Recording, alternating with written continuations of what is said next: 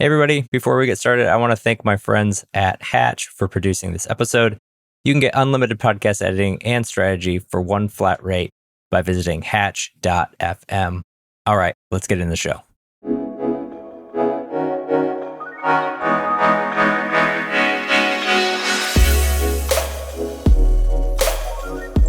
Welcome to Distribution First, the show where we flip content marketing on its head and focus on what happens after you hit publish.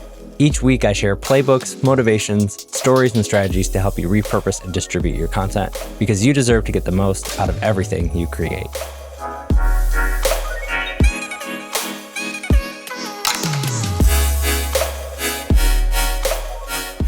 Thanks, everybody, for joining us today. We're here for 5 strategies to build your personal brand with AI.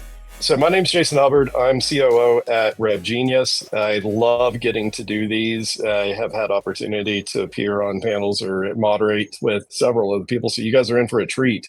This is a great panel, all-star cast that we have here. So I'm going to go around and let each of you introduce yourselves. Justin, you want to kick us off? Yeah, for sure. Thanks for having me here, Jason. I'm Justin Simon. I'm the founder of Distribution First, which is a content marketing membership and community really dedicated to help content marketers get off the content treadmill and get more value out of the content that they create. I also advise content marketers and B2B SaaS companies all around content marketing, distribution, and repurposing. Amazing. That repurposing part is one that you and I connected on. You create the content, by God, use it every way that you can come up with. Brianna, introduce yourself. Yeah, thanks for having me. My name is Brianna Doe. I'm the founder of Verbatim, which is a full-service marketing agency. Then I also create content on LinkedIn, guest write for some publications, and talk a lot about influence marketing on my podcast, Stop the Scroll. Chelsea? Hey, everyone. Happy to be here. I'm Chelsea Castle. I am the head of content and brand at Close. Close is the easiest to use, fastest CRM for small scaling businesses. And I'm on month 2. So yeah, don't grill me anymore. I'm still learning. Awesome. And Blaine, to wrap us up. Hey guys, I'm Blaine. I'm the co-founder of Cast Magic. We're an AI-powered content workspace for conversational audio and video. I'm also the host of DTC Pod, which is one of the top podcasts in e-commerce. And that was kind of the inspiration for building an AI tool for extracting all the great information in conversations and being able to repurpose it into content. Awesome. So for format today, we're going to give a little bit of, kind of context and background around building personal brand and that side of things. And then we're going to go around and everybody's going to share a strategy that they leverage to get us to the 5 strategies that we promised in the title.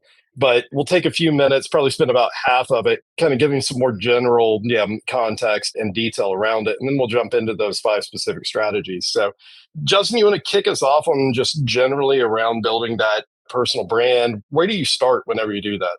Building a personal brand is one of those things where everybody tells you to do it. It seems based on the internet that it should be this very easy thing to do, and everybody can just build a personal brand.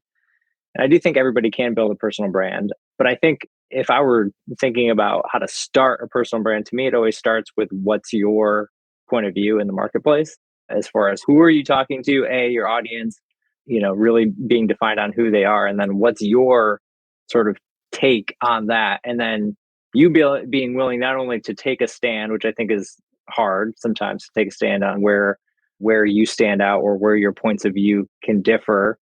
Because I think the uncomfortable thing about creating a strong point of view is a strong point of view needs to be disagreeable. Somebody needs to not agree with your point of view. And that can be hard to do, especially if you're trying to really put yourself out there on the internet. So I think that's the big thing. And then once you find it, I would say it's repeating that until you get sick of talking about it and then keeping on repeating that.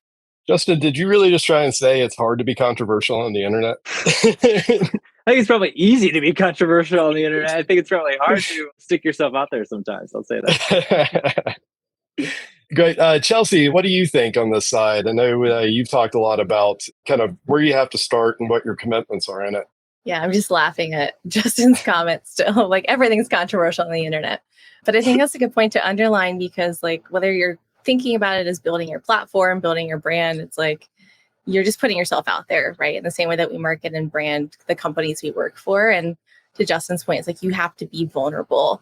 You're being vulnerable and doing that. So to me, my biggest tip is being clear on your why. Why are you doing this? Why are you showing up?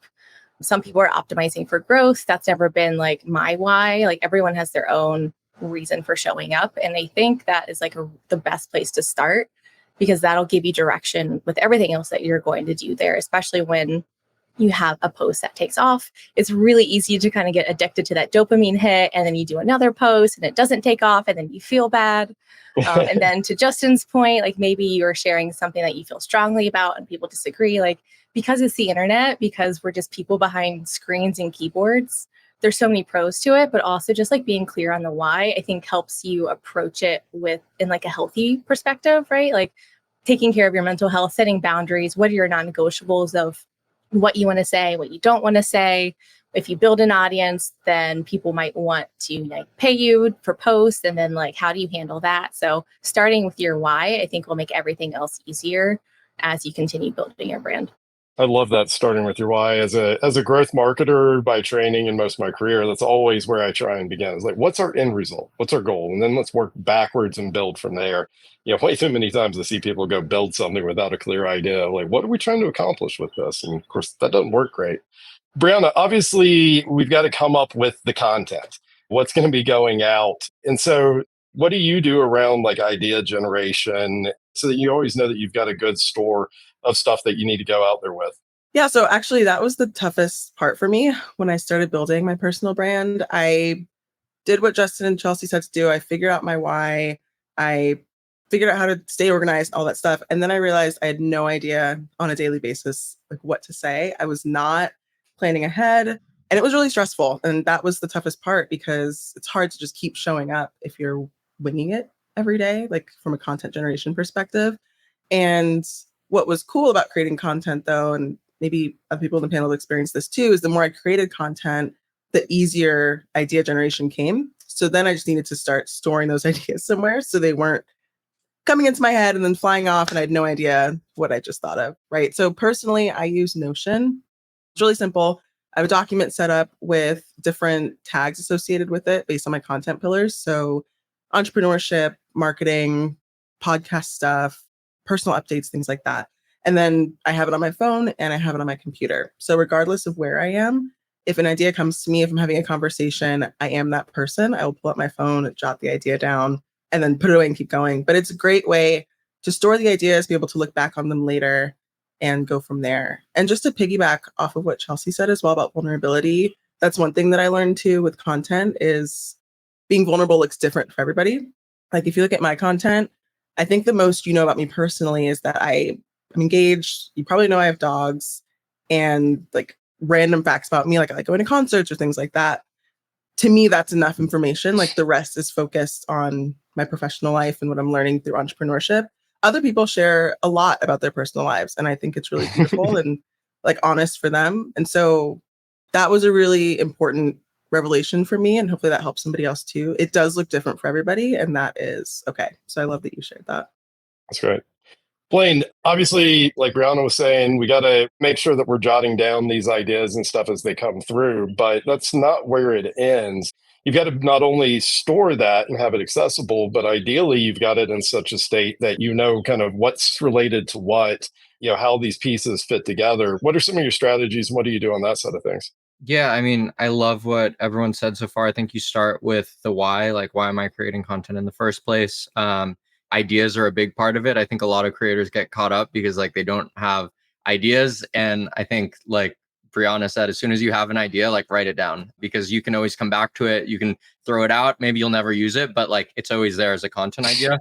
And then I think one of the major things that creators can do is just capture and document first, and then be able to like fit those back into ideas later, right? Like, so for example, if you build up a library of context, and that could be your meetings, that could be talks that you're giving, heck, that could even be you just like rambling your ideas that you have into your phone. Like even in our Cast Magic app, like we have an app. So I'm like just recording this conversation, and I'm sure there's going to be a bunch of ideas that I might have a content idea, and then I can match that up with the context later and turn it into like a high performing content piece. But yeah, I think just from a workflow point of view, being able to capture and document the stuff that you're doing on a day-to-day, even if you don't think it is content at the time you're documenting it, likely it is source material for content that you can create that will resonate, that you can tie back into an idea in the future.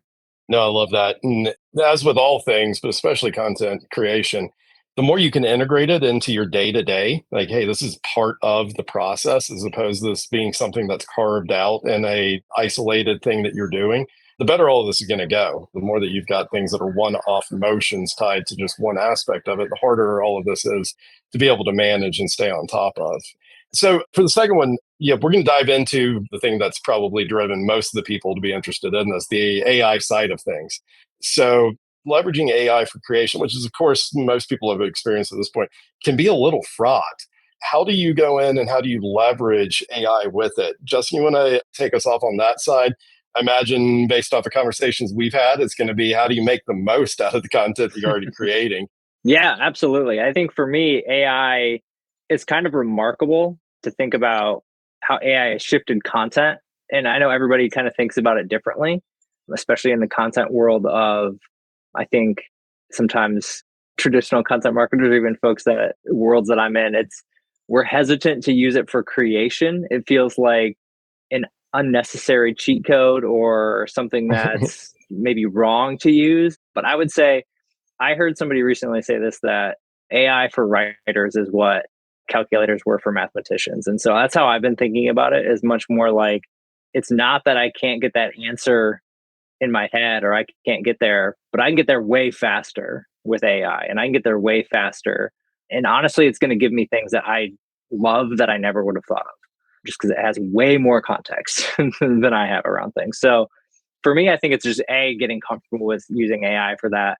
But then B, how I think about using it as part of my content creation strategy is always starting with something that's original for me. So for me, that's the podcast.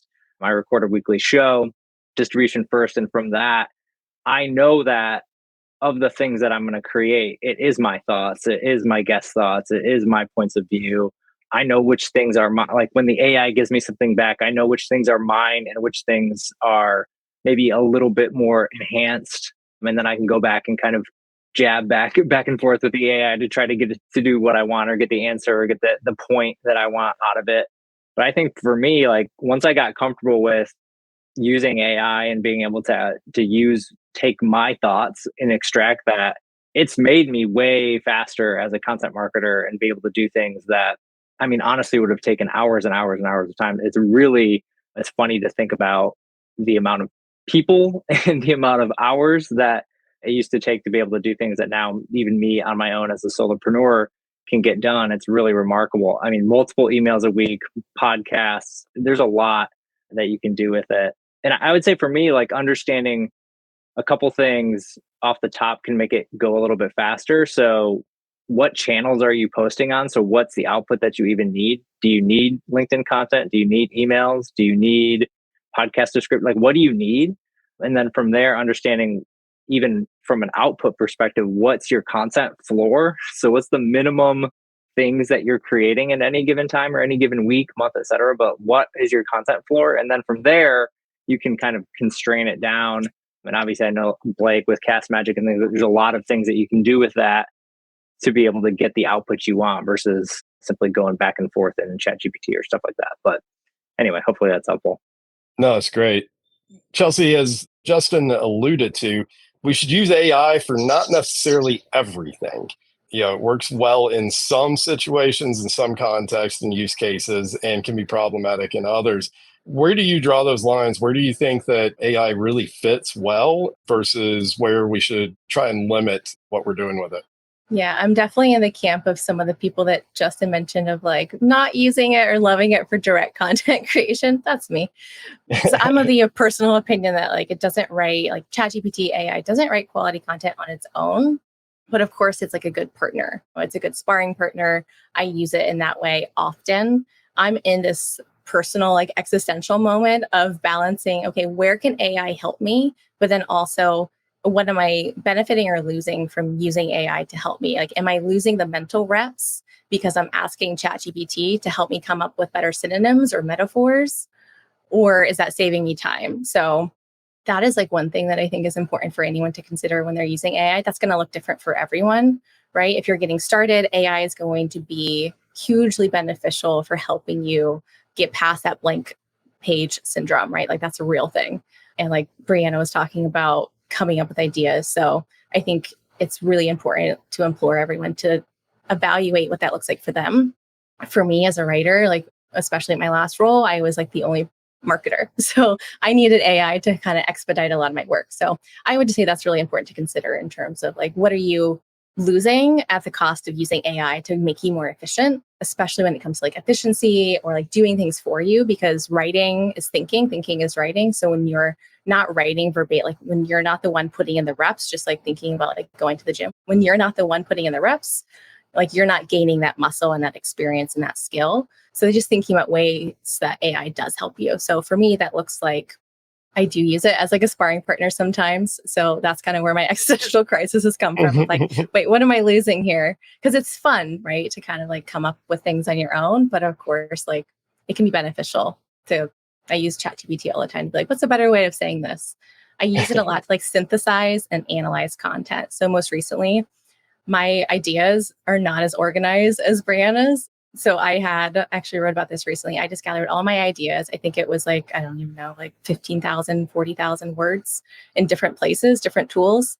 And then I used ChatGPT to analyze it and categorize my content for me. You can also do that with your LinkedIn content. You can download all of your LinkedIn content. So if you've been writing on LinkedIn for a little bit and you want to see like what's been working, what's not been working, there are tools like Shield and Aware that you can use for that, or you can export the data and then use AI to analyze it for you. I think that's been really helpful, but I use it mostly like for synthesizing content. And the last thing I want to say is it's kind of ironic to think about using AI for building your personal brand, because are you really putting yourself out there if you're not putting yourself into it? So that's where I think it's just important to like use AI to help you and not like replace anything that you're doing. Use it to make you more efficient and to like speed you up in certain ways and to help you throughout your process, not like hinder. That's great. We've heard multiple times across all of you this focus on efficiency, being able to do things quicker, better, faster. Brianna, what are some of your tricks of the trade on that side of things? Yeah, I'm with Chelsea. I think you can use AI for a lot of things. Not all of them are going to help you become a stronger writer or help you build an actual like personal brand. You can build an online brand, but it just won't be personal. For me, I use it in very specific use cases for the same reasons, because I love writing. It's been my focus, my career for a really long time, and I don't want to stop putting in those reps for myself. Where I found it to be the most helpful for me is I can be a bit verbose when I'm writing content. So when I first started creating content on LinkedIn, I'm sure other people have heard this too. You hear this thing like, make sure you're writing like a sixth grader or fourth grader or something like that. I had no idea what to do with that in terms of content creation. I didn't know where to start. And so I used something called the Hemingway app, where you would plug in your content and then it would basically tell you what to cut, tell you to calm down, like make it less high level, all of that. So I used that at first, and I recently switched over to ChatGPT, and I use it very infrequently. What I use it for is if I have a specific sentence or paragraph that just seems a bit wordy or like it's not super clear, I'll plug it in and say, without changing my original words or using synonyms, how would you strengthen this to make it more digestible or more concise? And that's what I found to be the most helpful. On one hand, it lets me be the one creating the content, doing the writing, putting in the work, but it takes away that extra piece that I really don't need to focus on, which is just making it more concise. I've put in the reps there. And so it's a great way to subsidize your time without giving up the personal side of it. That's great. And then Blaine, what are some of the ways that you automate some of this stuff? Because of course, if you can get it automated and pull yourselves out of the mix, then that of course carries huge efficiency gains. So what are some of your tricks on that side of things? Yeah, so I think automation is a big part, but just going back to a point that all of you guys have sort of made is just the importance of, at the end of the day, this is your content that you're putting out. And when it comes to personal brand, you don't want to over automate. And then, everyone's like, oh, like, who's this robot talking to me? So at the end of the day, I think part of your job as a creator is actually being a curator. So it's being able to say, like, does this pass the check of me wanting to like publish this, and this being something that like I can put my stamp behind, that is a piece of content I came up with, whether it was 50%, 80%, 90% generated with AI, that doesn't really matter. It's more about, is this truly authentic to me, and how is it going to like resonate with my audience, and is it providing value? So once that check has kind of been made, I think you can kind of get into automation. The way I approach automation is actually through finding specific content formats that either I've written in the past or other creators that I found like I really like the structure of their piece of content. And then what I'll do in Cast Magic is I'll actually drop those in as content samples where it's going to take like all the information from my podcast or a lecture or a talk. It's going to extract all the like information and put it directly into the format of this content piece that I already like, that I know performs well. And then from there, like I'm going to edit it up. And again, I'm not directly going to hit publish, but it might do the job of like doing the information retrieval and like the drafting in putting that post in like a really high performing like wrapper. And then I can be like, oh, wait a minute, like this is something that's really good. I can then go in, put my final edits on and be like, this is something that I would actually feel proud to publish and publish it that way. So when I think about automation and AI, I think what the opportunity is identifying like in a perfect world, what types of content would I be publishing, whether it's something like as simple as a LinkedIn post or an email format, or even if it's like a data task that you need done, just understanding like in a perfect world, if I had an assistant that could go into my information and pull out whatever I need, what would those workflows look like? Set them up with like samples. And then from there, you become the curator and understand what meets your check for publishing content out. That's great. I second that as far as what Brianna was saying about keeping it short and making sure that you're getting right to the point. You know, when I was working on my doctorate, I had a professor that would assign us paper assignments, and he would put, hey, you need to cover this, this, this, and this. And I would go through and I would write it, and it would be at least 2x my word count, at least. And so then I had to go and trim it down by more than half usually. And it was like, talk about one of the most valuable exercises to dial in my writing, where you've got so much to cover and so little room to do it, and really, really levels up your writing whenever you can do that. So we're going to transition to the second half of the content that we're going to be presenting on, and we're going to kind of go around the horn here and let each person talk through a strategy that they've really leveraged in building out their personal brand. And so we'll go down that list. We'll go kind of in reverse order here, Blaine, if you want to kick us off on that side. Out of all of those things, what strategy you're really leveraging that's really giving you a leg up? Yeah, I think the biggest thing is building out your own personal library of context, right? Like if you're trying to get AI to write stuff for you and you go to ChatGPT and you're like, write me a post about X, that's the same post that everyone else is going when they get to ChatGPT. It's not personal. It doesn't have any unique information. There's nothing about it that is personal to like you as a creator. So I think the number one thing is leveraging some sort of media library or your own information and having that as a source that you can always pull evergreen content from, because that's going to help AI at least start getting it in your own voice, tone, and style. But if you don't have that context, then even if you try to start with ChatGPT, you're going to spend half your day telling ChatGPT who you are and feeding it information to create something unique. So as long as you start documenting and building a media library, it's going to give you a huge leg up as a content creator. That's awesome. Brianna, we talked a little bit about strategy can sometimes be a little bit of a lack of strategy or putting too much thought into it. What are you doing on that front? Yeah, for context, I'd say the number one question I get when I talk to people about like personal branding and content creation is, how do I like go viral, or how do I grow really quickly? And I think that defeats the purpose. Yes, like your goals can vary, your why will vary, but going viral, like shiny object syndrome, really isn't a strong reason to build a personal brand. For one thing, like your online personal brand is not your total brand, right? You still have to show up in person, show up at work. Like there's just so many different, factors to consider. And one thing I've learned from the beginning is just to not overthink it. Focus on your why, right? Like figure out what your point of view is, what your content pillars are, like what do you want to be known for and how do you want to show up?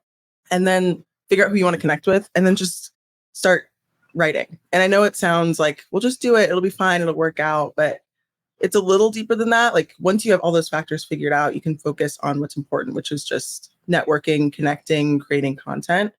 Don't focus so much on going viral or trying to grow really quickly and grow really big.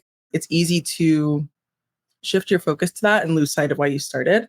And that's when, one, you'll probably start experiencing burnout. Two, your content will reflect. It's very obvious when somebody's just trying to go viral. I'll just say it. It's really obvious, right? And that's not really the kind of content that people want to see. It might perform well, but you're not actually building trust or like building credibility. So understand what you want to be known for. Don't overthink it and just focus on what's important to you. Awesome. Justin, again, I got a sense of where you're going to go with some of this, but it's one of my favorite pieces of it. What are you leveraging on your strategic side of things? Yeah, I'm going to get super tactical and practical. I think for anybody trying to build, I know like writing has been touched on in the output, but I think recording your thoughts and speaking your opinions and having conversations around the ideas that you are interested in, whether it's your strong points of view or other just industry thoughts, where things are headed. I think having being able to talk through those, have the recordings, and then use AI or use other tools to be able to build off of that, or just start building your content list off of what are those topics. But now what Blaine was talking about, you're starting to build that library a little bit. And I think the default for a lot of folks is podcasts, like, oh, let's just do podcasts. But honestly, if you did an hour webinar every month or an event where you did something, you're going to have at the end of the year 12 hours worth of content to pull from. If you just record Zoom calls with another buddy who's in your space and just let's talk about this for an hour and just what are some of the topics and jam on it. I think so. I wish I was recording some of my just friend conversations that I had with folks, because I think those would have really strong opinions and really good points of view on where things are at. And so I think having those things recorded that then you can use as a springboard and a launching point for other pieces of content is the big point. And that's what I think is so important about when you have a video recording, you have automatically multiple pieces of content built into that. You have video, you have audio, you have text, that's all built into that right away. And so I think it's such a easy thing to be able to repurpose and distribute in different ways versus starting from just text alone. The jump to then go to something that's multimedia is much harder of a lift.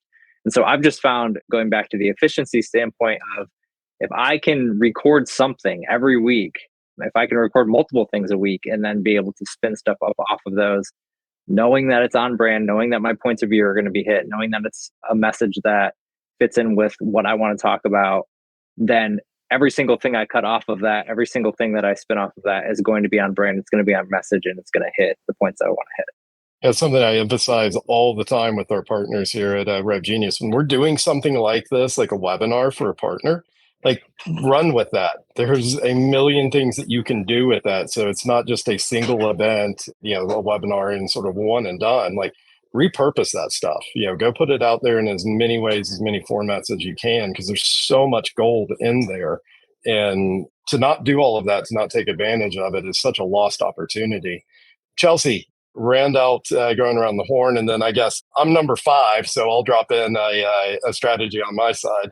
Yeah. So one of the best pieces of advice that I received when I was first kind of putting myself out there a little more was to think about like the one word that you want to be known as, and then think about the one word that you want your audience to feel when they read your content. So kind of similar to Brianna's point, but I think about that a lot, whether it's on LinkedIn, whether it's in like my work day to day as a content marketer.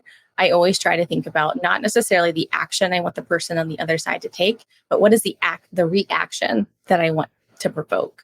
So I try to think about, at least for me personally, like my words are like relatable. I want people to feel like they are seen and heard in my content. And I'm on LinkedIn to learn and engage, not just to like share whatever I have to share. So that I think is like my number one. Also, as a content marketer and former journalist, a lot of my learnings and lessons and tactics carry over. So when you're writing about content or when you're writing on LinkedIn, like Brianna and I were talking about this before we hopped on here live. Like, we don't really have like a clear strategy. It's like we do, but we don't. I don't have like a documented strategy of what I'm building on LinkedIn. But the content marketing tactics kind of carry over in terms of when you're writing content, focus on them, not you. So content that tends to be more focused on the person that you're speaking to rather than like I this and me this tends to be a lot more engaging and compelling, and you're pulling in your reader rather than just talking about yourself. How-to content, people really love how-to content, any types of ways that you're able to share a lesson, a failure, a learning, something that you've done in your day-to-day that people can learn from, things that are tactical and tangible. People want templates and stories that they can relate to and examples and data. Like, as humans, we are wired for connection, and those tend to be the biggest ways to build connection authentically and quickly. Hooks are also a really big part of my strategy. There are people like Jen Allen Knuth. Some people might know her. She's a sales influencer, content creator, whatever word you want to use. She's known for her hooks, but not just her hooks. Like she has her common theme with how she writes her hooks and her posts is about making them like engaging through the lens of like really off the wall metaphors and applying those metaphors to sales. So experimenting with things like that might be authentic to you and however that shows up for you is really a fun strategy. And then lastly, don't just think about posts. So a lot of magic happens in the comment threads. If you're able to kind of start attaching yourself to other well-known people, like Brianna's got a lot of followers, Justin's got a lot of followers, like other people out there who fit your ICP, fit your audience, fit maybe the type of audience that you want to speak to, you can kind of start engaging early on in those comment threads. And that's where a lot of fun happens. You meet people, you build rapport, that can lead into your DMs. That leads to like doing things like this webinar, meeting people in person. It's a beautiful part of LinkedIn is the community. And it's not just the DMs and comments. I made like a review or a recommendation on somebody's LinkedIn and somebody saw it and wanted to talk to me just because of the recommendation I left on someone else's page. But I did it in a way that was like unique and creative and different and funny. So just thinking about other ways to put yourself out there on LinkedIn outside of just the post is also really important. That's great. So where I'm going to come in with it is, like I mentioned, my background's in growth and demand gen. And so turning it on its head just a little bit, but most people think about building brand in a like one-to-many sort of broadcast format, whether those are webinars, podcasts, posting on LinkedIn, blog posts, whatever. But there's also a one-to-fewer, one-to-one aspect of it for a lot of people. And so you're seeing more people starting to leverage things like newsletters, which allow you to have an opportunity to segment and customize, the content that's going out relative to those. Or if you're doing any sort of promotion of whatever your channel, whatever your format is, to try and build on the organic, or especially as you're trying to get started, the same story, that personalization, that customization of it goes a long way. And on the demand gen side of things, this has been one of the most useful use cases for me for AI, which is, taking something that's broad based as far as like a value proposition or, what you're wanting to share, and getting those fine tuning details of how this would be specifically interesting to that persona or that segment, whatever, as well as just purely on the data and operational sides of things.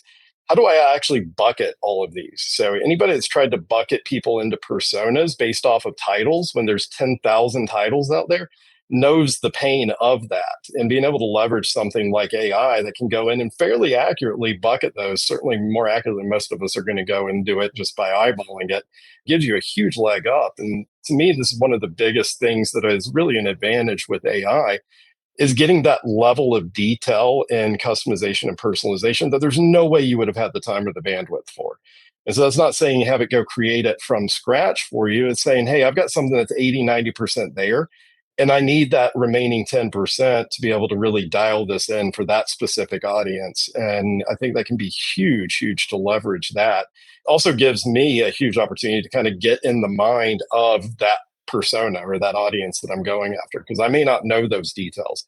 I may not know those pain points, and certainly wouldn't have the time to go do the research and dig on that. And so even if I'm not using the content verbatim or directly, which I think we all agree is something you should probably steer away from as much as possible, knowing what that angle is or what they're really interested in is a huge advantage. And again, it's something that I wouldn't have the bandwidth or ability to do otherwise, because you've got to be really ruthlessly efficient in all of this stuff.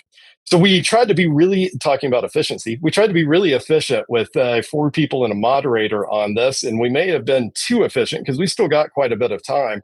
I'm not worried about that given who this panel is and our ability to be able to just jam on some stuff. But it's also a great opportunity for you guys to bounce questions off of a incredible panel here. So we've got a couple of questions in the Q&A section, and invite people to drop more in there. We'll go ahead and tackle these. And then I've got some ideas for some things for us to touch on if we don't have people still coming through with questions on this, and we can kind of go around the horn on those and get a less formal conversation going. I do have a thought too. Yeah, before we dive into the Q&A, just to rewind to what Chelsea said, completely agree. And you brought up something interesting with comments too.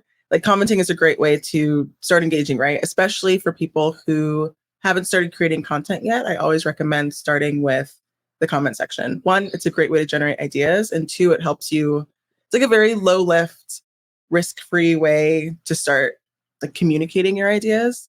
I don't know if this is a spicy take or not. I'm curious what everybody else on the panel thinks, but this whole trend with using AI to create your comments, in my opinion, it needs to stop. Like that's one way I would like to say, I would not recommend using AI. It's really obvious and it doesn't really do you any favors. Like if you are just plugging somebody's post in, having it, spit out like a comment for you and then posting that, you're not taking the time to critically think about the post and actually start like formulating your own ideas about it. I think it does a disservice to yourself, your personal brand, and the way people perceive you. But I'm curious. I'm so glad you brought that up. When I was writing out my notes of like, AI can do some things, not all things, like don't use it for comments because you're defeating the purpose, right? It's like, it's just defeating the purpose of like being there. And it probably takes more time to write a prompt into an AI tool and then copy and paste it. And like, it takes more time than like just coming up with something thoughtful to comment yourself. And it just defeats the purpose. So that's not the best way to use AI. Yeah. So glad you brought that up. I think sometimes we're probably speaking in particular about LinkedIn because LinkedIn, but if you take yourself outside of LinkedIn, like it makes no sense to comment on any other platform using AI. It's complete, like, would you go in Reddit and just be like, oh yeah, I'm just going to throw in there? Or like you're watching a YouTube video and you're like, ChatGPT, like, yeah, I'm going to mindlessly, like, no, like there's this weird like LinkedIn thing where it's like, oh, I'm going to, spam the, I'll trick it. I'll be the one that tricks the algorithm and boosts my brand through some AI comments. And so I think just common sense there. It's funny you all brought that up because I'm like, I've seen them and it is never, ever, ever, as much as I use AI for other things, it has never crossed my mind to be like, yeah, I'll comment using AI. Well, and then those people are associating themselves with that AI comment, right? 1000%. So there are some like common offenders that I see popping up in various, like in my threads, other people's threads. So now you're associating yourself, like that is now becoming their personal brand on LinkedIn, Exactly. being like the AI commenter. And that's just like, yeah, you're just wasting your time. And that's sad. I don't want anyone to waste their time that way. Yeah, and I think I don't think I've had a conversation or hosted a webinar or a panel about anything related to a personal brand where the number one thing people talk about is authenticity. And talk about the opposite of authenticity, of going in verbatim, pulling something from AI. So, if you listen to anybody that talks on this and you really, internalize that authenticity piece, it ought to scream at you, don't do that just in and of itself. So, yeah, the fact that remains something that people are trying to do as an easy button. But I've seen lots of people do really dumb things with easy buttons for my entire career. So it's not surprising, even though it's self-defeating and pretty obviously so. Jason, I think the other thing there that's important is that like there's always like little exploits that you can exploit via whatever platform's algorithm is at the moment, but they always get patched up and they change. And then when you're building an audience too, it's like you might get someone from some stupid comment to like come see your profile and maybe follow you, but they're not like really going to know who you are or like what you do. It's not like it was a really high value, high conversion, bottom of the funnel sort of audience. So like you might have people like click on your profile or do some things, but like I think thinking about the amount of value that you're able to provide and someone saying, oh, I get this person and I remember who that was versus just seeing a blip of a comment that literally means nothing to them is a big difference. So we had one question in here about AI generated headshots. And this one's funny to me because I'm terrible about getting headshots done. I think the one I just replaced like a month ago was nearly 10 years old. And so I know quite a few people sort of fall in that category of like, they don't do things like that very often. And so stuff can get dated pretty easily. But do you guys have any opinions on that? I think that's a fun question. And I'll just kind of quickly answer as I think anyone who knows me in any capacity knows that the like trust and authenticity piece is like really important to me, both personally and professionally. I don't feel super strongly, but I don't think it's as bad as like using AI to create your content for you, as long as it's like a good AI photo. Sometimes it doesn't look like the person and then you meet them in person or on a webinar and that's just awkward. I think it can also be fun. Like somebody last year made a bunch of Mortal Kombat AI people and I made that my photo for a while, and it got attention, right? Because it's a pattern disrupt. So that's like another way to do it. And I didn't do that all the time. Did it look like me 100%? No. But I think things like that, I think it can be a little more like a gray area, and you can have fun with it as long as, depending on how you do it. Yeah, I think it makes, I don't have a problem with it either. I think the AI headshots make that kind of thing more accessible. Not everybody can afford to do like a professional photo shoot. Not everybody has just photos of themselves that they could use for, in this case, like LinkedIn. And I think as long as it looks somewhat like you and it's helping you show up on LinkedIn so that you don't have like a no picture or something, I don't see a problem with it at all. Yeah. And the one thing I was going to add there is like, at the end of the day, it's your personal brand. So like, if you think that like you creatively express yourself better through this avatar of you, go for it. If you look better in like, you know, your own digital curated photo, great. And if you need an AI headshot, like do that. But I think that's the fun part about that, which differs from like the conversation we we're just having about comments, is like, this is your brand. So if you're like, I want to be this avatar, or I want to be this person, and you're creating content that levels up to that, like, great, go for it. Justin, anything to add? Shoot, I don't know. My wife took my headshot in my living room. So you all can do whatever you want with AI if you think it's going to work. I think one thing I will say that I've seen, and I think this will be a more expansive use case for AI with headshots, is for things like YouTube thumbnails, or maybe thumbnails in general for promotional things.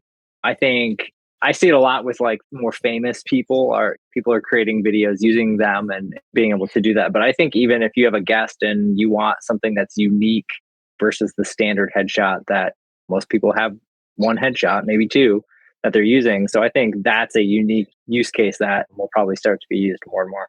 Yeah, I think there's a fairly strong argument to be made that an AI generated image that is a close proximity to what I look like now would have been more authentic than my 10-year-old headshot. Well, cool. So we've got another one. We talked about some of this. I know, some of you spoke about this, but good opportunity for anybody that didn't get a chance to chime in. But inspiration for what to post and when to post it. So we talked kind of in broad strokes. A couple of you talked through this, but what anybody that didn't get an opportunity to share on that side, or still has any sort of burning desire to get something out there, let's give that opportunity. Yeah, one thing for me when it comes to inspiration for like what to post and when, I think also having a swipe file of content that you've seen that's performed really well from other creators that like inspire you is a great place to start, because sometimes you might know like, what do I post? But if you're like, oh, I really like this creator's style, or I really like this content format, then you can kind of start building up a little swipe file. And then when you pair that with what we were talking about like your own sort of content library and ideas. So if you've got swipe file, you've got ideas, and you've got your own context, like that's going to give you all the ammo you need to come up with inspiration and ideas and a whole bunch of content. Anybody else? I'll just highlight writing from abundance, right? It's kind of like similar to what we've all been saying around content creation, of just having some way of capturing your ideas, and writing from abundance will be your easiest way of like trying to figure out like what to write about. Everyone I know who wants to put themselves out there more on LinkedIn doesn't know where to start. And usually it just starts with something that inspires you, whether you see something in the wild, in life, in the grocery store that evokes a thought, not in like a, oh, I did this and here's what I learned about B2B marketing, not in that way, but just finding ways to organize your content, organize your ideas, and then just always being able to pull from that. And sometimes just like also don't overthink it. If you see something and you have the time to write it, just write it out. Like sometimes like my best performing posts are the ones that took me 2 seconds to write. And then the ones that took me an hour are just like fall flat. So I would just also say like, don't overthink it and write from abundance. Awesome. So we had one really good question that Chelsea pointed out to me I hadn't seen, but how does building brand or building a personal brand help sales revenue people sell more? And I think this goes back to that, begin with the why. What are you trying to do with this? Where are you trying to go with it? Some of these answers are going to be pretty obvious. And so you want to become obviously and be seen as a subject matter expert relative to what you're trying to sell. If you're doing it right, then everybody knows this should be a consultative selling process. This should be something that you're providing value add, not just going and pitching somebody and trying to get them to pull the trigger on something. And so the more you present yourself as that, the more people are going to come to you as a resource, trust you, all of that stuff. And then also, obviously, you're going to get some people that are just going to raise their hand and say, yeah, I want to come talk to you because I've seen your content, I respect it. But at a minimum, you better believe most of these people that you're having conversations with, that you're working opportunities on and trying to close deals, are going to go and look at your profile. They're going to look at the type of content you're putting out there. And at a minimum, you need to do what I call, pass the sniff test. At a bare minimum, do you seem like somebody that is is getting over that threshold of somebody that's going to be reliable, that knows what they're talking about, has been there a while? Like, I don't know if anybody's ever had it where, oh crap, I'm being sold to by somebody that's been there for less than a month. It's like, this is going to be nothing more than in a deck and talking through standardized stuff, and not going to be a great experience. And so, I think it's actually pretty critical within current sales processes and stuff like that. So, what about any of the rest of you? I mean, I think as far as like using personal brands to accelerate sales, I mean, at the top, it's about accelerating attention. For me, I can say, to your point, Jason, it makes it a much easier process when somebody comes in and wants to talk to you about what you do. How can you help us? What's your process like? How does it work? Because you spent all this time hopefully putting out goodwill, good information, helpful, valuable content over that time.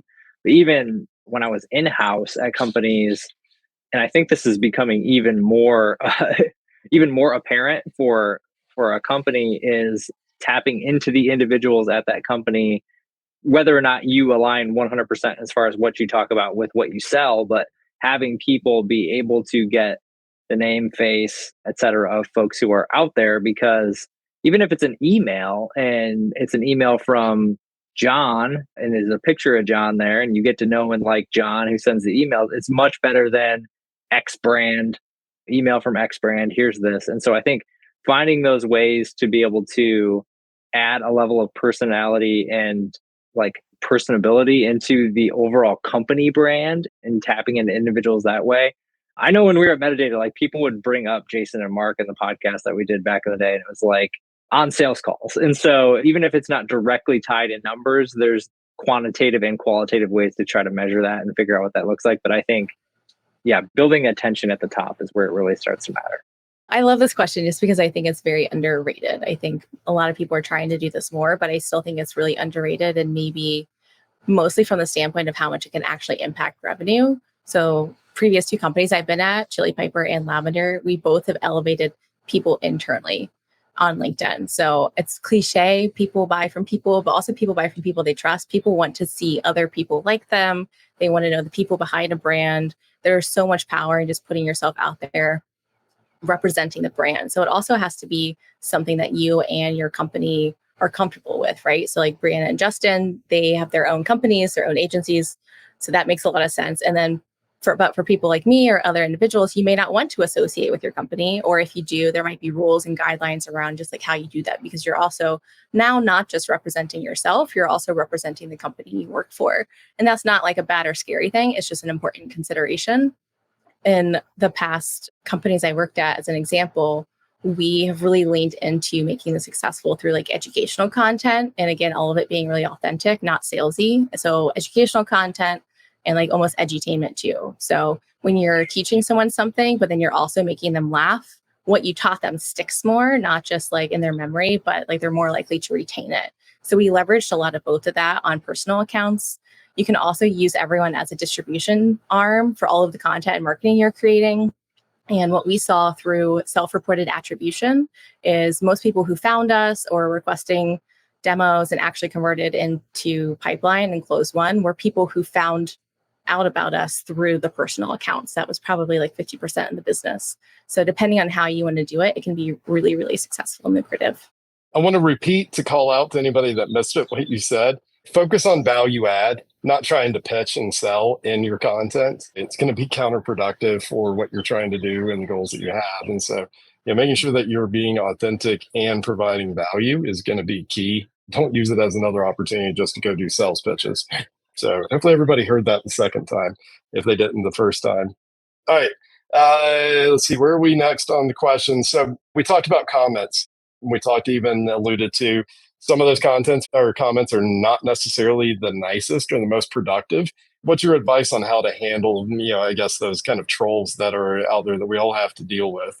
So for me, for context, when I first started creating content, I struggled with even like respectful debates. And that's something that I've come to really enjoy. I like having my thoughts challenged. If somebody comments and just wants to have an open conversation and they disagree, that's one thing.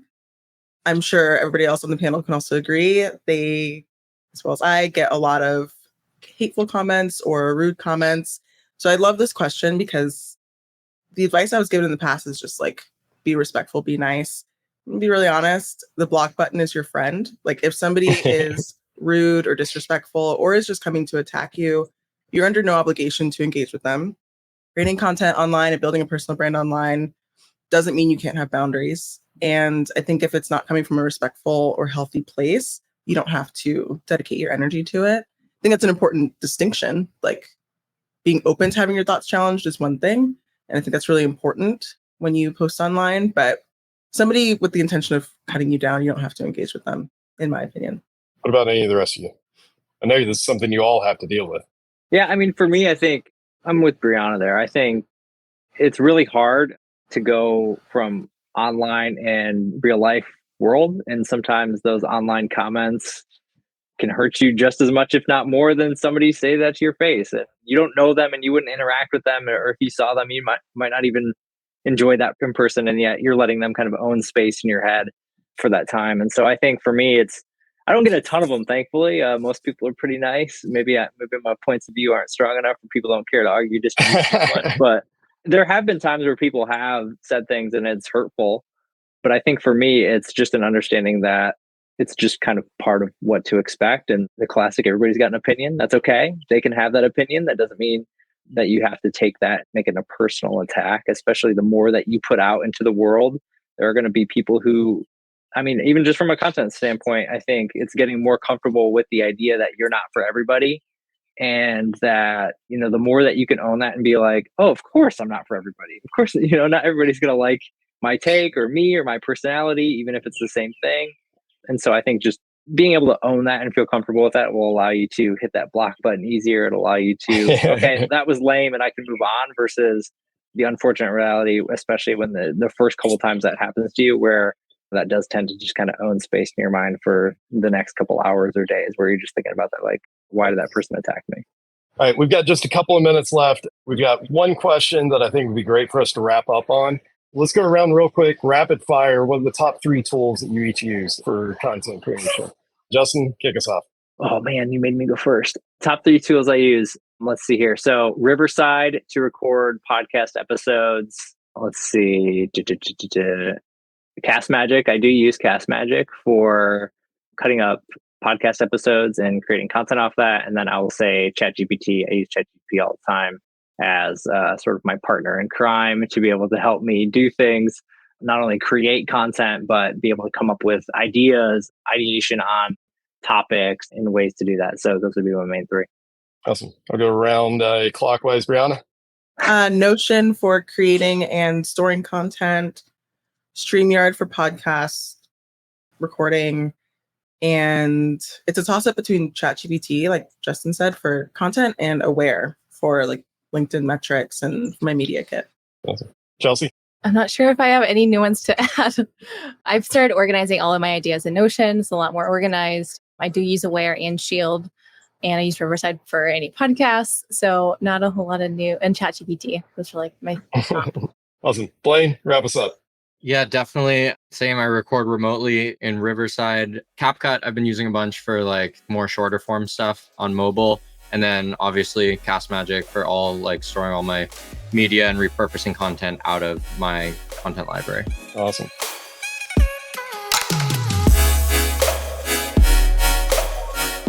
All right, I hope you enjoyed this episode of Distribution First, and thank you for listening all the way through. I appreciate you so much. And I hope you're able to apply what you learned in this episode one way or another into your content strategy as well. Speaking of strategy, we have a lot of things going on this year that are going to help you build your brand, 10x your content, and transform the way you do content marketing. Make sure to subscribe to the show and sign up for my newsletter at justinsimon.co so you don't miss a thing. I look forward to serving you in the next episode as well. And until then, take care, and I'll see you next time.